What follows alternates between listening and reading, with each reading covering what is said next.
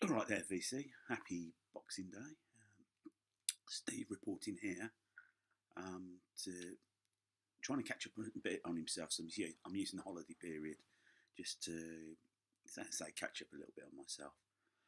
Before I move any further, since my last video and on when I one I did on Christmas Eve, I showed a couple of records from Status Quo, and in the afternoon we received the sad news that Rick Parfitt passed away. Quo were an institution. I was lucky enough to see him live. My memory, 25 years ago, in my local park. We were doing some celebratory gig for the national radio pop station Radio 1, who turned 25. They were headlining. It is very sad, and they were, as I say, they gave a lot of pleasure to a lot of people. And then I've woken up this morning to find out that George Michael has passed away yesterday, which is equally as sad. Bit of a tortured artist at the end, but you can't deny he made some great pop music in the 80s and was a soundtrack to a lot of people's lives. So they're both equally Mick Parfitt and George Michael were equally missed. On a changed tack, I have now gone to 35 subscribers, which is very pleasing because I received news. The latest subscriber is Grebo69. He took the time out to make some comments on some old videos and subscribed to me yesterday, actually. So it was a bit of an early Christmas present, but thank you for that. And I've subscribed back, out of due courtesy. This video is going to be, again, more recent finds. Nothing special for time of year. I'm sort of catching up a little bit on myself. Need to make sure I'm not so far out to sync with everything. So first up,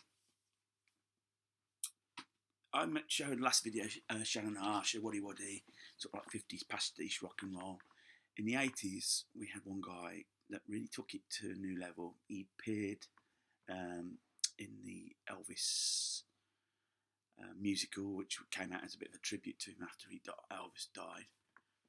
This guy played the middle period Elvis as Shakin' Stevens, produced by Stuart Coleman, and on the album it had such artists as Albert Lee on guitar, BJ Cole on steel guitar. This Old House, the title track, went to number 1, and he also got Marie Marie, which was another big hit single for him. People can be a bit unkind to Shaky, because I think he became a bit of a sort of like a pop pastiche of himself. That album was really good, and I could see why. The second album is sort of like, which is Give Me Your Heart Tonight. He's sort of like dressed up in like a tuxedo, and on the back you've got him in a suit. It's a more polished record, again produced by Stuart Coleman, and again you've got BJ Cole on steel guitar. Pete Wingfield plays the piano on a couple of tracks. On this album you got Oh Julie, which was again a number 1 single for him, but it's sort of different. It was more poppy, and you even got an awful version of Que Sera Sera on here as well. So it sort of changed, but give respect to the guy. He's still popular. I think he still goes around playing. Keeps the rock and roll spirit alive. Single I've managed to pick up. This is Amy Stewart's Knock on Wood, top 10 single in the UK. I believe it even went to number 1 in America. Not bad condition. Yeah, good single. I've got a 12-inch version somewhere, not on Atlantic.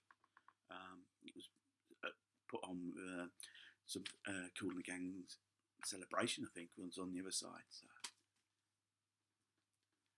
So to sort of build it up a little bit more, take away from the pop, Stranglers, No More Heroes, the second album, really the breakthrough album for them. Title track was really popular as a single. I've got that as a single. You've also got Something Better Change on here, Bitchin'.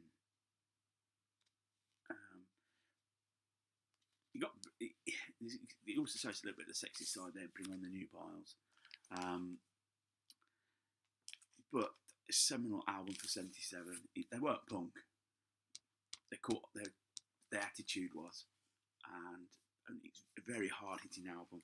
I think if you haven't checked it out, especially my people that watch this from overseas, it's worth checking out. It's a good album. Paradise Theatre by Styx, their 1981 album.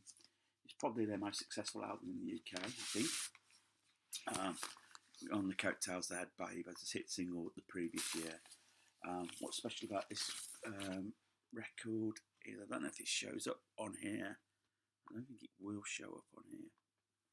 No, it won't. It's in fact etched.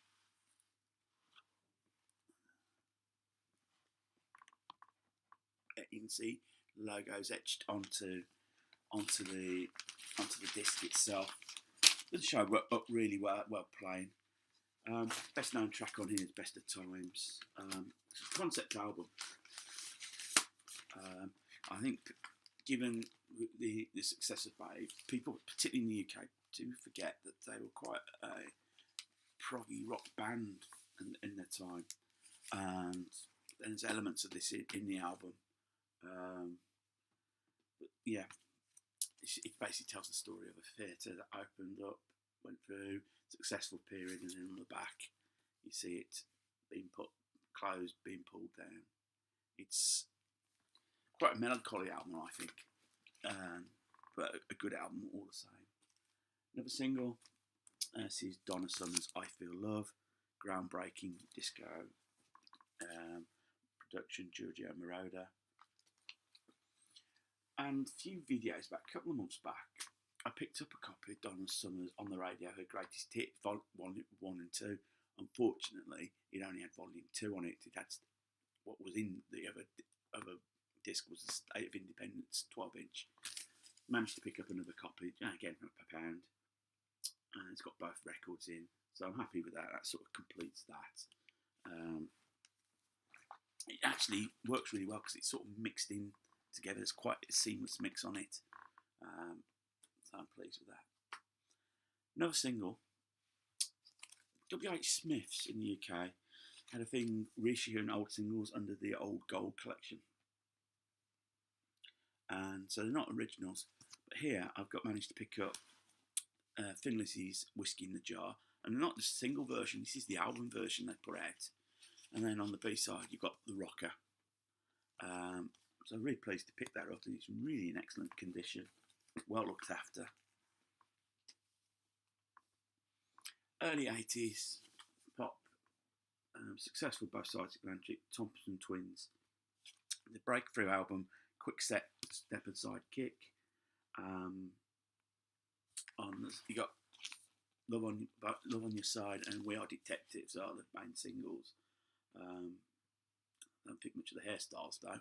But yeah, Thompson Twins. I'm in two minds because I do remember when they first come out and they were a bit more indie. And I think of In the Name of Love, which was a great single, which never broke through. And there was quite a few more of them. Then they sort of stripped down to just being 3. Yeah, I'm not. I can take it or leave it. Yeah, it's not a great album, but I do appreciate they were very successful. What we got here? Okay.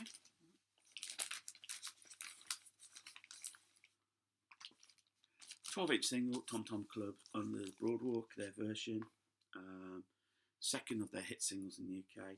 Tina Weymouth, Chris France, spin-off band from Talking Heads. The Trogs, Wild Thing, and I Can't Control Myself, Love Is All Around.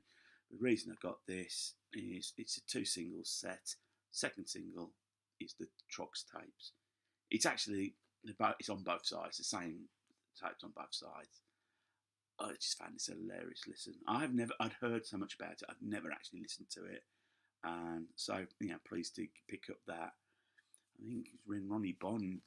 My favourite moment in it is when Ronnie Bond is calling Red Presley every name under the sun, really offensive, and then he just goes, "You pranny." And I just think, well, that just made me laugh out loud. Another 80s album, Tina Turner, and this is her Foreign Affair album, really second album, The Comeback, slightly damaged, water damaged to the sleeve. Record plays. It's got Steamy Windows, the best, I suppose. I Don't Want to Lose You, another hit single on there.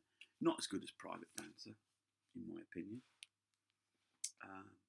Tina Turner sort of now disappeared, as she's no longer an American citizen. From what I've read, that she moved to Switzerland, so enamoured there that she became a Swiss citizen, and even personally handed her US passport back to the US embassy in Switzerland. Another 80s album, again a little bit of water damage on the cover. Bonnie Tyler's Faster Than the Speed of Night, produced by Jim Steinman. Obviously the big singles, Total Eclipse of the Heart. But it's very a lot of covers. Have You Seen the Rain? Straight from the Heart, Bryan Adams song. Not a bad album. But obviously the single was the standout track, and it sort of restarted Bonnie Tyler's career. And it gave her legs, and particularly in the rock community. I think she started doing that a bit more. A couple of singles. U2, Pride in the Name of Love. Their homage to Martin Luther King. Great single, off the Unforgettable Fire album. Really, really is a good single. A great song. UB40, Don't Break My Heart. On the Deaf International label. This came out 1985. So over 30 years ago. Another good song. UB40 at that time were really popular. Now I've got a couple of albums to show you. So, this is UB40 live. This is 1982. This was recorded on their tour in Ireland in February 1982. And you've got here a Food for Thought, Sardonicus, Don't Slow Down, Politician, Tyler. You then got Present Arms, Piper Calls the Tune, Love Is All Right, Burden of Shame, and 1 in 10. This sort of predates before they became popular, really popular, when Labour of Love came out the following year, and sort of their fortunes changed. Very hard hitting album lyrically. I think they were very more political. Sadly became, and then they became more successful. And then the final album in this batch is again by UB40. Sadly, water damage, but it's their 1985, 87 collection, the best of UB40. I can get that in, yeah, slightly damaged. You can see just there, damn it. Yeah, it was stuck together. I had to pull it apart. Vinyl's fine. Vinyl plays great. One of the saddest things I've watched all year, let me get this back in, was the BBC 4 showed a documentary on UB40. And I don't know if you are aware, you may be aware, you may not be aware, Ali Campbell left the band in acrimonious circumstances. And sort of like his brother took his place. Basically, the brothers don't speak to each other. There's now a big court case on who actually owns UB40. It's all very sad, and you just feel like just getting them together in a room and knocking their heads together. Plus the fact all the money's gone. They were the biggest band, one of the biggest bands in the 90s, the biggest bands on the planet. It is sad. It is sad how a group of mates have started together and it can't be in the same room together now. But on that melancholy note, I'm going to leave it there. Be good to yourself. Enjoy your Boxing Day. I might do another video tomorrow. Depends how I feel when I wake up. So have a good day. Comments, subscribe. Just take care of yourselves. Enjoy it. Thanks. Bye.